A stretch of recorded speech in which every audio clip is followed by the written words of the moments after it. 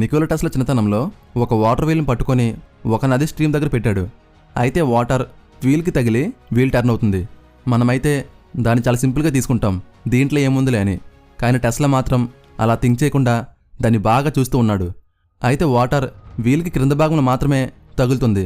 అయితే క్రింద భాగం మాత్రమే కదలాలి కదా, వీల్ మొత్తం ఎలా టర్న్ అవుతుంది అనే డౌట్ వచ్చింది. సో వాటర్ ఫోర్స్ వీల్ క్రింద భాగంలో యాక్ట్ అవుతుంది, కానీ ఏదో కనిపించిన ఫోర్స్ వీల్ మొత్తాన్ని రొటేట్ చేస్తుంది అని టెస్లా థింక్ చేశాడు. సో ఈ క్వశ్చన్ అతని బ్రెయిన్లో అలానే ఉండిపోయింది. ఇదే థాట్స్ అతన్ని ఇన్విజిబుల్ ఫోర్సెస్ గురించి స్టడీ చేసేలా చేశాయి. వీటిలో చాలా ఆసక్తికరంగా స్టడీ చేసిన ఫోర్స్ ఎలక్ట్రోమాగ్నెటిక్ ఫోర్స్. సో వీటి కోసం స్టడీ చేసిన తర్వాత ఈ నేచర్లో కనిపించే ఫోర్సెస్ కాకుండా కనిపించిన ఫోర్సెస్ కూడా ఉంటాయి అని తెలుసుకున్నాడు. అంటే కనిపించిన ఫోర్సెస్ని యూజ్ చేసుకొని ఆబ్జెక్ట్స్ని కూడా మూవ్ చేయగలం అని తెలుసుకున్నాడు.